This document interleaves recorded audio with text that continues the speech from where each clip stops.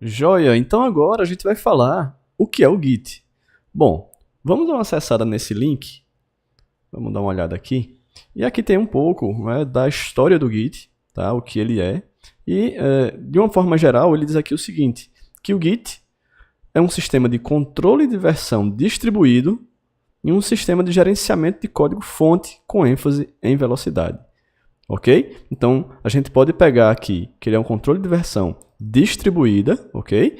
E também é um gerenciamento de código-fonte. Guarda aí que já já a gente vai destrinchar isso. Tranquilo? Agora, o Git ele foi inicialmente projetado e desenvolvido por Linus Torvalds, nada mais, nada menos do que o pai aí do Linux, tá? Se a gente for olhar aqui a história, né? Se vocês forem dar uma lida depois com calma, vocês vão ver que basicamente o Linux tinha o seu código, né, o versionamento do seu código controlado por um sistema chamado BitKeeper, que era de graça, ok? Só que depois ele passou a ser pago. E quando ele passou a ser pago, o criador do Linux, né, o Linus Torvalds, ele não achou que existia no mercado um controle de versão, né, para o seu código-fonte, para o código-fonte do Linux, que estivesse à altura, que ele achasse interessante utilizar. Então, ele praticamente resolveu criar o próprio controle de versão, ok? E reza a lenda aí que ele fez isso em pouquíssimo tempo, tá? Então, depois podem dar uma olhada aqui na história como um todo, né? Mas o Git vem com esse propósito de você controlar, ou seja, você versionar código-fonte, ok? Ele é um sistema de controle de versão distribuído. Quando ele fala aqui que é distribuído, é porque não necessariamente você precisa ter um servidor com o Git para poder todo mundo trabalhar, né? Várias pessoas trabalharem. Tranquilo? A gente vai ver isso com mais detalhes mais adiante, mas todo mundo que trabalha com o Git, quando pega o projeto, como a gente fala, né, para trabalhar, praticamente não, vai ter com certeza uma cópia do projeto inteiro com todas as suas alterações, tá? A gente vai ver isso com detalhes mais adiante. E um negócio interessante é que ele é focado em velocidade, ou seja, você não fica preso a problemas de tempo mesmo, né, de performance. Realmente o Git é muito rápido, vocês vão perceber isso. Tranquilo? Então vamos voltar aqui para o nosso slide. E aí, agora que a gente já sabe um pouco a história, né, o que é que o Git se propõe a resolver? Bom, apesar de eu achar que vocês já sabem isso, vou fazer aqui uma situação para vocês perceberem, quem ainda não conhece, quem está chegando agora, tá? Vamos aqui no editor de textos e a gente vai fazer o seguinte, eu vou criar um arquivo, ou melhor, eu vou criar uma pasta aqui, chamado exemplo, ok? Eu vou botar aqui exemplo 01. E dentro dessa pasta eu vou criar um arquivo chamado monografia. Vou botar monografia porque eu fiz muita monografia quando eu ensinava, né? Então é o exemplo que eu acho mais prático, tá? Então imagine que você pegou um trabalho para fazer, né? Um trabalho da faculdade, no caso a sua monografia final, e você começou a escrever a sua monografia, ok? Você foi lá, colocou um título, colocou uma descrição, colocou um resumo, colocou um sumário, depois o capítulo 1, depois o capítulo 2, depois o capítulo 3, vou botar aqui capítulo 2, capítulo 3, e assim vai até as referências. Opa, referências. Estou deixando tudo sem acento mesmo, tá? E, enfim, você vai aqui e finaliza o seu trabalho. Então, veja, vamos dizer que eu esbocei o meu trabalho aqui, né? Coloquei mais ou menos o que eu acho que eu vou escrever na minha monografia. E aí, simplesmente, eu coloco um título, tá? Sei lá, programando com Rails, sei lá. E aí, a descrição aqui ficou a mesma coisa, vou deixar o resumo, né? Resumo. Esse trabalho visa mostrar... visa mostrar tal, ok? E aí você começa a fazer o seu trabalho, chega um momento que você vai parar, vai salvar, você vai ter aqui o arquivo monografia.txt, Beleza. E aí, normalmente, quando você termina de fazer uma parte do seu trabalho, você envia isso aqui para a pessoa que está lhe ajudando, né? Para o seu orientador, para ele verificar se está ficando legal. Aí o que é que você faz? Você vai lá e manda esse arquivo, né? No meu caso aqui, o monografia TXT via e-mail para ele. Aí ele fez algumas correções, imaginemos que ele fez algumas correções, e devolveu esse arquivo para você. Ok? No momento em que ele devolveu o arquivo para você, normalmente você não substitui o arquivo. Você deixa o seu arquivo original e mais o arquivo corrigido do professor. Não é verdade?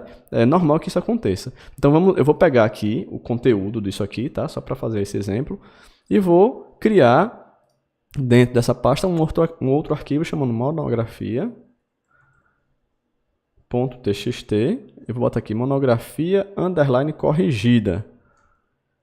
Ok? Corrigida. Aí vamos dizer que o professor foi e corrigiu aqui. Melhore o título. Ok? O resumo deve conter, no mínimo, tantas linhas. O professor fez as correções e te mandou de volta e você salvou aqui. Aí você ficou com o seu arquivo original e o arquivo que o professor corrigiu. Tranquilo. Aí você vai lá, pega esse arquivo corrigido e foi lá e... melhorar o título. Ok, então vou melhorar. Programando Rails para... Ou melhor, com API, sei lá. E ele quer que o resumo também seja um pouquinho maior, né? Aí você vai lá, visa mostrar como programar para API, etc, etc e tal, ok? Muito bem, aí você pega esse novo trabalho, olha que interessante, agora que a coisa começa a ficar legal. Você pega esse novo trabalho, que é a monografia corrigida, porque ele já corrigiu uma vez, já veio, você já fez as correções aqui, e aí você simplesmente pega isso aqui e manda nesse arquivo corrigido para o professor novamente. Ele vai corrigir mais uma vez e vai te mandar esse arquivo corrigido. Aí ele vai e te manda o arquivo. Você mandou a primeira vez monografia, ele corrigiu devolvendo com o nome monografia corrigida. E aí você corrigiu, mandou para ele novamente, e aí ele já te manda um novo arquivo chamado monografia corrigida 1. Alguma coisa assim, ou a data, né? Versão 1, sei lá, ele dá um novo nome. E aí você pega esse novo arquivo e joga para cá. Então vou pegar isso aqui que a gente enviou e vou criar mais um arquivo chamado monografia corrigida _01.txt. Aí vamos dizer que o professor mandou esse arquivo para você com alguns outros comentários, né? Faça, ou melhor, dê prioridade ao sumário. Sei lá. Ok? E aí ele colocou mais alguma coisa aqui, né? Revise, ou melhor, comece a fazer o capítulo 1. Ok? E assim vai. Então ele fez algumas correções, você já jogou para cá. Então veja, você tem uma monografia, que é o original. Você tem um corrigida, que foi a primeira correção. Você tem um corrigida 01, que já é a terceira versão. Né? E você vai começar a perceber que esse ciclo ele vai ficar assim até você terminar a sua monografia. Ou seja, você escreve uma parte, manda para o professor corrige e devolve. Aí você pega aquele arquivo, para não substituir o que você tem e não perder, você vai lá, cria um novo arquivo e joga aquele conteúdo dentro. E você vai fazendo isso. Então, não é difícil imaginar que a um momento a gente vai ter monografia corrigida, corrigida 1, corrigida 2, corrigida 3, ou com a data do jeito que você nomear, e assim vai. Vai ser muito comum isso acontecer, não é? Então, pensando nesse problema, ou melhor, a partir desse problema, nesse princípio, a gente tem esses mesmos problemas que a gente viu aqui quando a gente está desenvolvendo software. Ou seja, eu crio um programa, depois de terminar a primeira vez o programa e mandar para o meu cliente, e o cliente diz, precisa colocar mais isso. Aí você vai lá e corrige aquela parte que ele pediu. Só que quando você corrige, geralmente você não salva por cima da primeira versão que você tinha. Você cria um novo arquivo, uma nova sequência de arquivos que você está trabalhando para poder corrigir o que aquela pessoa pediu, o que aquele cliente pediu. E aí você fica fazendo isso. A cada nova versão você não substitui as correções, né, em cima do seu original. Você cria uma nova pasta, por exemplo, com o mesmo projeto e as novas alterações. E vai fazendo isso. É muito comum. Só que esse tipo de situação é uma coisa que, quando é pequena assim, é até simples você ir criando, né, novos arquivos e ir acompanhando a evolução deles, vendo os primeiros arquivos e tudo mais. Mas quando você tem um projeto, por exemplo, de uma página web que é composta de, né, dezenas ou milhares de arquivos, você começa a ter problemas em fazer essa gerência de tantos arquivos que você tem que copiar, né, não substituir, ter a nova versão, etc, etc, etc.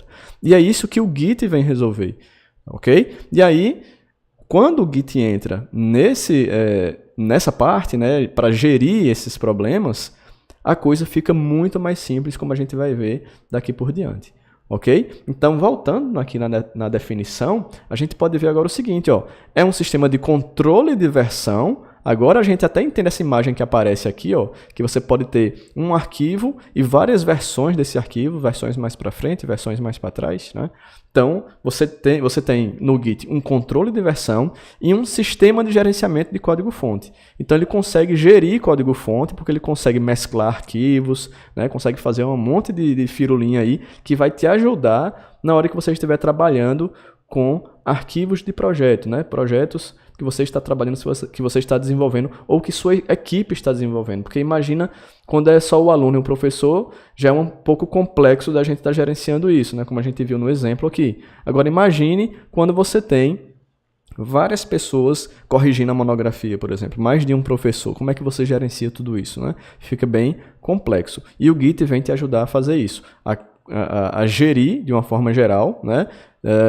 A controlar as versões e gerenciar o código-fonte, ok? Então, essa é a ideia do Git e a gente volta já já.